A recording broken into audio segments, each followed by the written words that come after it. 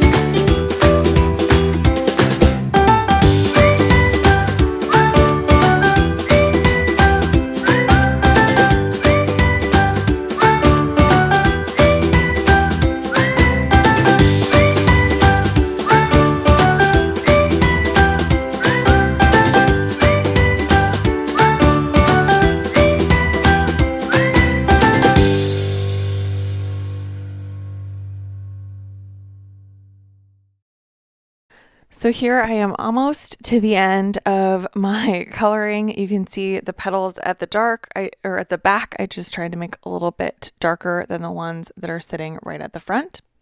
Also, this is sped up. like 4 times speed.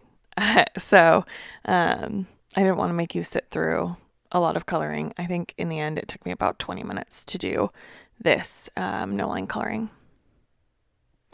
So once I have got that how I want it, I just went ahead and heat set it so that I could do some splattering on top.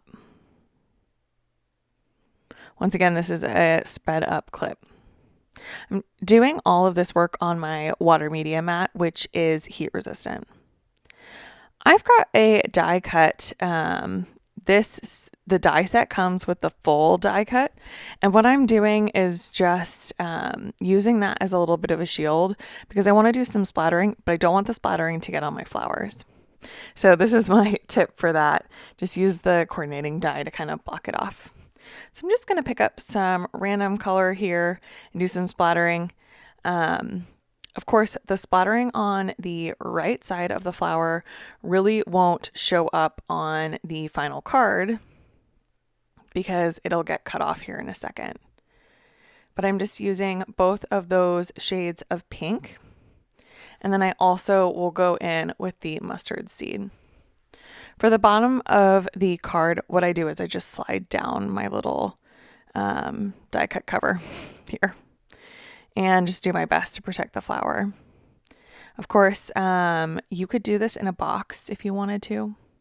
That would probably eliminate a lot of the loose splatters that end up all over my desk when I do this. But I think that this is just really, really cute and adds a lot to the final card. So once I have those splatters done, I'll go ahead and heat set it again. And then I can take the coordinating die that just cuts out this edge. I'm going to use some washi tape and run it through my die cut machine. But I'm going to have to do a partial die cut on this. This would be great if you're cutting it out for a traditional A2 size card. But because I'm doing a slimline card, which I do slimline cards at 3.5 by 8.5. So it's just not quite long enough. But you'll see here in a second how I'm going to accommodate that with my die cut. So I use a Gemini Junior die cutting machine, and you're going to see my plate here is a little sad. It has multiple cracks in it. I'm still using it. We're still going. It still works. I asked for a new die cut plate for Christmas, so maybe that will be in my stocking. But I'm just basically setting it off so that the part that I don't want die cut is floating off the edge, and because there's no plates, it won't press down. So you can see where it wants to go into indent, that's where I have stopped it.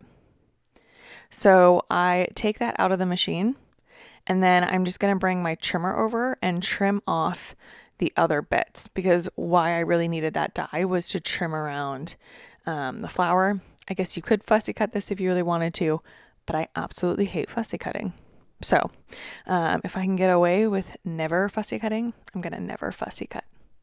This trimmer is great for this, by the way, because it has a little wire that shows you exactly where it is going to cut.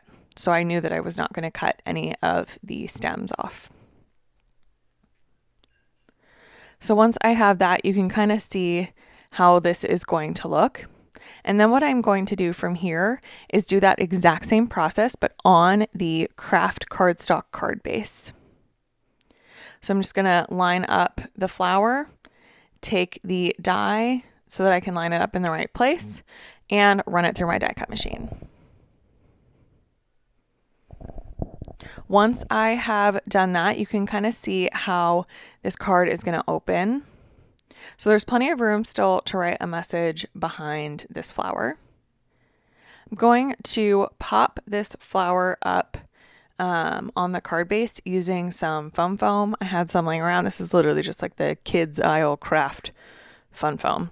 But it's great to use if you don't want to use foam tape. It's definitely a lot cheaper than foam tape. So it's a good alternative. I'm just going ahead and using some liquid glue to adhere down that fun foam. I find that liquid glue is easiest with the fun foam because sometimes the tape runner doesn't like to adhere to the foam. So liquid glue or score tape is usually what I use. So now that I've got one side done, just going to add glue to the other side and then adhere that down so that it's sitting on top of the die cut area and that they match up. You would also do this and kind of offset it so that there was more brown, like the craft showing around the flower, but I liked it just as like directly on top. So once I get that adhered down, I'm going to go ahead and stamp my greeting. Now the greeting will technically be on the inside of the card. Just taking my MISTI tool here, I've got it all lined up. I'm using some brown ink. This is Crunchy Leaf from Lawn Fawn. And just going ahead and stamping that down. I'll stamp that down a couple of times. I just really liked how this greeting just nested perfectly into where that flower is. I'm sure that a lot of us, now that the holidays are over, have a lot of thank you cards to send, so I thought this would be a good one to do. So now that I've got that stamped down multiple times, that completes my project for today. Thank you so much for watching this. I hope that you got a little bit of inspiration. All of the supplies that I used today are linked down below. Be sure and go ahead to subscribe to see more. Give this video a thumbs up. That really helps the YouTube algorithm. And I will catch you in the next video. Thank you so much. I hope that you all had a wonderful holiday season.